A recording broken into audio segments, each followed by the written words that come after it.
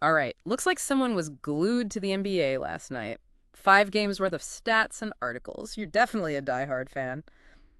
Gotta say, some of these scores had me doing a double take this morning. Yeah, some pretty wild results last night. Not often you see this many close games so early in the season. Right. It makes you think maybe this season's gonna be a lot more competitive than people were predicting. Could be. Definitely something to watch as we go forward.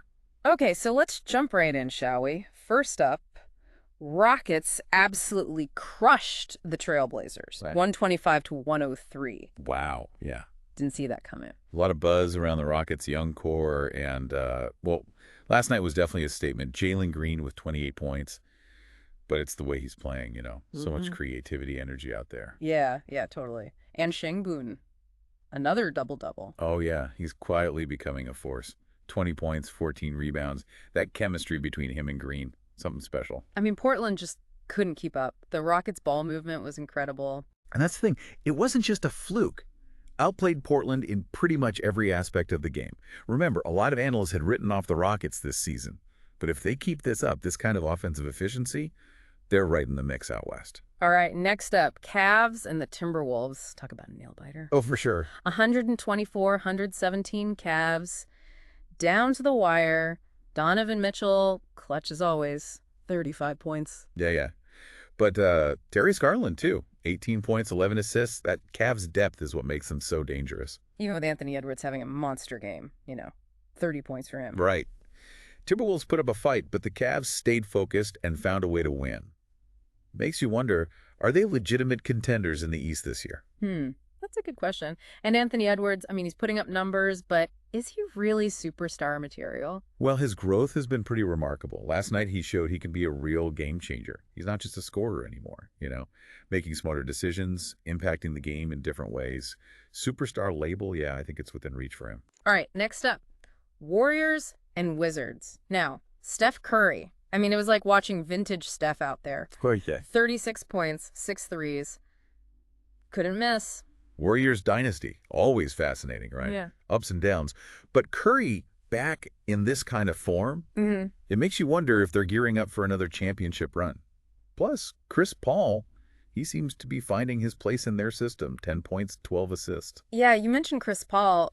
I gotta say, it's been interesting to see him kind of adapt his game to fit in with Curry and Thompson. Right. Paul's always been a brilliant floor general. But now he's not the primary ball handler. Playing off the ball more, using his experience, court vision to create opportunities for himself and others, almost like a Swiss Army knife for them, It seems to be working. Yeah, I'd say so. Wizards put up a fight, though, especially Jordan Poole going up against his former team. There's potential there, for sure. No, get this. The Pacers beat the Sixers. What? 115 to 102. No way. I'm serious. Yeah. Young Pacers team going up against one of the powerhouses in the East, and they just dominated. Wow, that's huge for the Pacers. Tyrese Haliburton, phenomenal game. 26 points, 13 assists.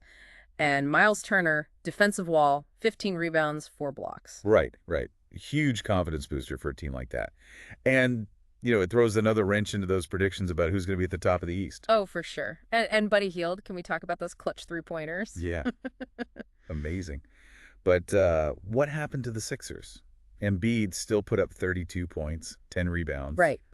Can the Sixers win consistently if Embiid isn't getting enough support? Last night, Pacers defense completely shut down everyone else on the Sixers. Yeah, it could be a wake-up call for them. They got to find a way to get other players involved offensively if they want to be a true contender. Last game of the night, Hawks managed to pull off an overtime thriller against the Celtics, 119-115. Close one. Trae Young, unbelievable, 37 points. Hitting those game-winning shots like it was nothing. He's built for those high-pressure moments, isn't he? Wants the ball in his hands when the game's on the line. And more often than not, he delivers. DeAndre Hunter deserves some credit too, though. 22 points and some lockdown defense, especially in overtime, made life difficult for Tatum. Yeah, it did. Celtics definitely made them work for it, though. Tatum had 34 points, 10 rebounds. Jalen Brown added another 25. They might need to rethink their late-game strategy if they want to stay at the top of the East. Yeah. Those close games against teams like the Hawks, they can come back to haunt them. Yeah, beating a top team on the road, especially a team like the Celtics, that's huge for the Hawks. A statement win shows they're not afraid of anyone. Absolutely. So we've got upsets, we've got close calls, we've got young players making names for themselves. Feels like the season is already off to a wild start. It is. And it's only going to get more exciting from here. The emergence of these young teams like the Rockets, the Pacers, Hmm. that's shaking things up. Right. The whole league feels more competitive, more unpredictable. For sure. And, it makes you wonder, is this the start of a new era in the NBA? Are we watching a changing of the guard? These young teams coming in, challenging the established order. I think it's a real possibility. The talent level across the league is so high right now. And these young players, they're coming in with a different energy. They're not afraid to go up against the best. And they're proving they can win. Yeah. Like they're saying, we're here to play, we're not going anywhere. Exactly. All right, so before we get too far ahead of ourselves, let's take a step back and really analyze some of these individual performances. First up, Steph Curry. Yeah. It was like watching a highlight reel from 5 years ago. Those effortless threes, the way he moves without the ball, it's, I don't know, mesmerizing. Yeah. Still got it. After all these years, all the championships, he still plays with that joy, Yeah. And it's not just the scoring, the way he draws defenders, creates opportunities for his teammate. Chris Paul especially Yeah. benefited from that last night. You could tell Paul wasn't forcing anything, just picking his spots, finding the open man, racking up assists. I mean, it almost feels like they've unlocked another level to the Warriors' offense. It's adding Paul to an already potent offense. It was a risky move, Oh, for sure. but it seems like it's starting to click. He's embraced a different role, and his ability to control the tempo, make those smart decisions, it complements Curry's explosiveness so well. Yeah, it's a tough puzzle for other teams to solve. Yeah. Okay, so speaking of dynamic duos, let's talk about Jalen Green and Alperen Şengün in Houston. Okay. I mean, the chemistry between them is, wow, they just seem to know where the other one is going to be. Yeah, that's the beauty of watching young players grow together. They're learning each other's tendencies, building that trust. Şengün's passing from the high post is a real weapon. And with Green's athleticism, cutting to the basket, finishing above the rim, it just creates so many scoring options for them. Fun to watch, for sure. Definitely a team to watch this season. Okay, so shifting gears a little bit. Want to talk about Trae Young. Hawks, Celtics game, intense. Oh, yeah. He was the hero, ice in his veins, hitting those clutch shots in overtime. I mean, He thrives under pressure, doesn't he? Got that killer instinct. You can't teach that. And he has the skills to back it up. The ball handling, the court vision, the ability to create his own shot. I mean, he's just a nightmare matchup for any defender. he's got that it factor. Right. He wants the ball in those crucial moments, and he delivers. But, it's not always about the stars. What about some of those role players that stepped up big last night? Oh, yeah, absolutely. Can't overlook those contributions. Guys like DeAndre Hunter. Right. His defense on Tatum was huge. Oh, yeah. Made Tatum work for every basket, contested every shot, didn't give him an inch. Defense wins championships, It's those little things, those hustle plays that can really swing the momentum, and Hunter was making those plays all night long. And Buddy Hield for the Pacers, I mean, lights out from three-point range. Yeah. Every shot was going in. Yeah, right. And those timely threes, especially when the Sixers were trying to make a run, backbreakers. It's a reminder that every player on the court has a role to play. When everyone contributes, that's when you see these upsets, these thrilling finishes. Absolutely. All about team effort, and we saw some amazing examples of that last night. So taking all this into account, all these standout performances, the surprising results, what stands out to you as the most significant takeaway? What's the big story here? For me, it goes back to what we were talking about at the beginning, the emergence of these young, hungry teams, the Rockets, the Pacers, the Hawks.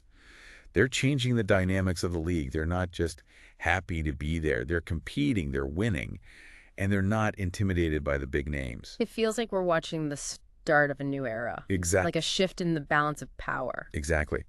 And it's going to be fascinating to see how the veterans, the established teams, respond to this challenge.